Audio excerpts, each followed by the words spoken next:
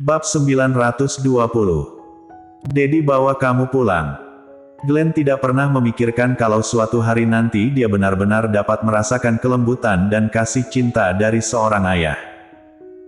Bagaimanapun dalam benaknya, dia selalu hidup bersama dengan mominya. Momi memperlakukannya dengan sangat baik, Bibi Gita juga merawatnya dengan sangat baik, pamannya sangat memanjakannya. Dia pernah berpikir, jika dia mendapat kasih sayang Dedi, apakah kasih sayang itu akan sama dengan pamannya? Namun, setelah Glenn membandingkan antara Bibi Gita dan Momi, dia merasa bahwa kasih sayang Dedi pasti berbeda dengan paman. Tentu saja, dia tidak bermaksud paman dan Bibi Gita tidak sesayang Dedi dan Momi padanya. Sebaliknya, mereka sangat baik pada dirinya. Hanya saja beberapa emosi tidak tergantikan. Dedi adalah Dedi, Momi adalah Momi, itu juga tidak sama. Glenn memperhatikan Colden Ye yang menggosok lukanya dengan lembut. Dia merasa hidungnya asam, dengan cepat dia mengerti kalau dia telah terharu dengan dadinya. Segera, Glenn bereaksi, mendengus, dan menarik tangannya. Colden Ye tertegun, mengangkat matanya dan bertanya, kenapa? Dia ingin menarik tangannya lagi, tetapi Glenn mendorongnya dan turun dari tempat tidur, menjauh darinya. Melihat pria kecil itu menjauh darinya dengan ekspresi kesal. Colden Ye menebak seharusnya karena sikapnya pada Audrey Han sebelumnya. Memikirkan hal ini, Colden Ye mengerutkan bibir tipisnya, apa yang kamu lakukan sejauh itu? Kemarilah.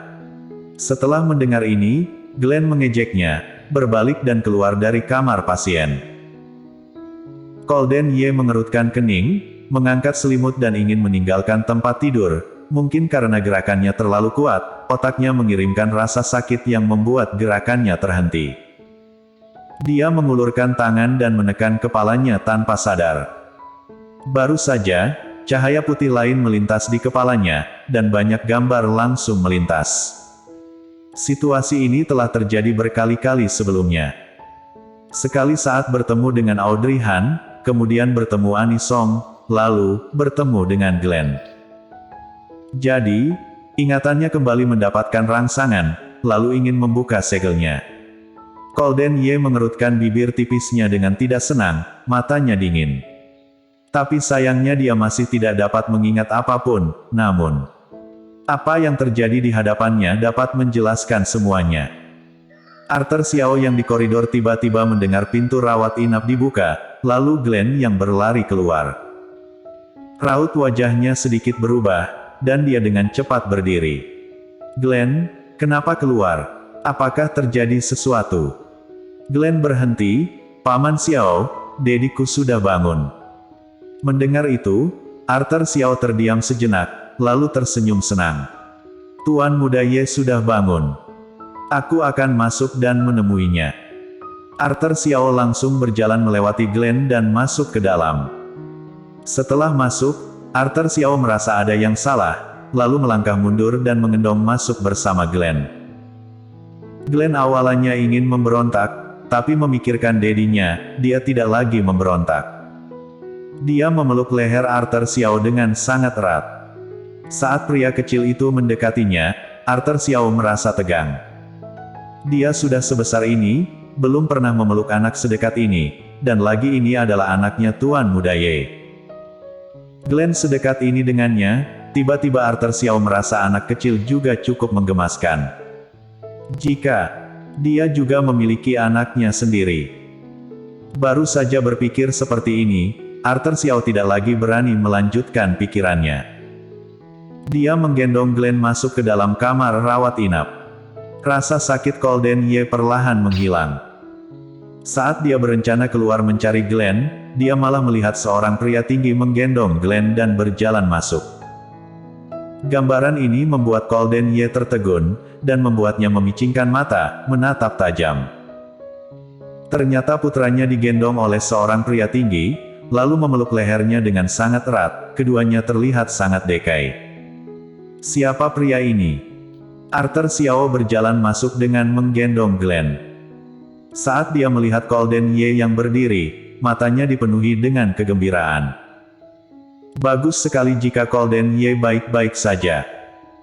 Namun, pemikiran ini tidak bertahan lama dan menghilang, karena Arthur Xiao dapat merasakan aura membunuh dari tubuh Golden Ye. Entah kenapa dia merasa merinding.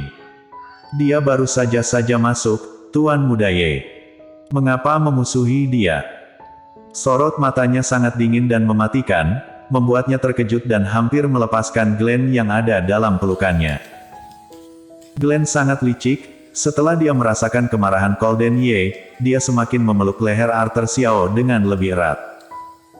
Awalnya, Arthur Xiao berdiri dengan gemetaran, tiba-tiba dia merasa Glenn memeluknya semakin erat. Dia berpikir kalau anak ini benar-benar sangat lengket dalam hatinya. Apakah dia memiliki takdir yang tidak sulit dikatakan dengannya? Bekas luka jelek di wajahnya tidak hanya tidak membuatnya takut, dia masih memeluknya sirat ini. Arthur Xiao merasa terharu dalam hati. Namun, emosi itu tidak bertahan lama dan menghilang, namun Arthur Xiao bisa dengan sangat yakin memastikan, saat Glenn memeluknya lehernya dengan erat, aura Golden Ye semakin tajam. Glenn tertegun, dan setelah memikirkannya sejenak, dia dengan cepat bereaksi. Ternyata dia digunakan sebagai senjata oleh Glenn.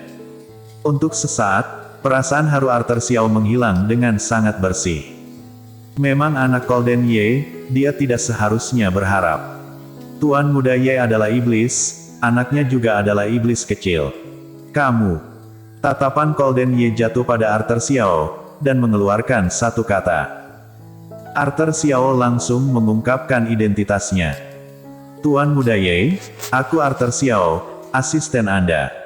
Arthur Xiao tidak sebodoh itu, dan dengan cepat mengungkapkan identitasnya. Lagi pula, dia tahu karakter iblis Golden Ye. Benar saja, setelah mendengarkan kata-kata Arthur Xiao, Golden Ye memicingkan mata, dan aura mencengkamnya telah berkurang setengahnya. Asisten. Benar.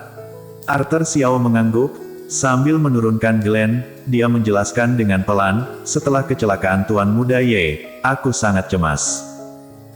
Jadi, kali ini aku datang bersama dengan Tuan Muda Kecil. Asisten. Tuan Muda Kecil. Kedua panggilan ini dengan cepat membuat Golden Ye mengerti identitas kedua orang di depannya ini. Aura tajam di tubuhnya hilang dan digantikan dengan aura dingin. Mengetahui Arthur Xiao adalah asistennya dan setelah tidak ada ancaman, Golden Ye tidak lagi menatapnya dengan tajam, tetapi beralih ke Glenn. Bocah kecil, kemari. Glenn bergegas memeluk leher Arthur Xiao, menggelengkan kepalanya. Mata Golden Ye menggelap. Arthur Xiao tersenyum kecut dan berbisik kepada Glenn. Tuan Muda Kecil, Tuan Muda Ye memanggilmu, cepatlah turun. Glenn memeluk lehernya dengan erat, Arthur Xiao merasa dirinya hampir tidak bisa bernapas. Dia merasa tidak ada yang bisa dia lakukan. Paman Xiao, Dedi terlalu jahat, cepat telepon Momi agar Momi datang dan menjemput Glenn. Glenn tidak ingin bersama Dedi, aku mau pulang. Arthur Xiao. Golden Ye. Berbicara tentang Audrey Han, sinar mata Golden Ye terlihat sedikit lembut, tapi dengan cepat kembali terlihat dingin lagi. Dia selangkah demi selangkah mendekati Glenn, dan berkata dengan bibir tipis, tidak perlu menelepon momimu, Dedi bisa membawamu pulang. Bersambung.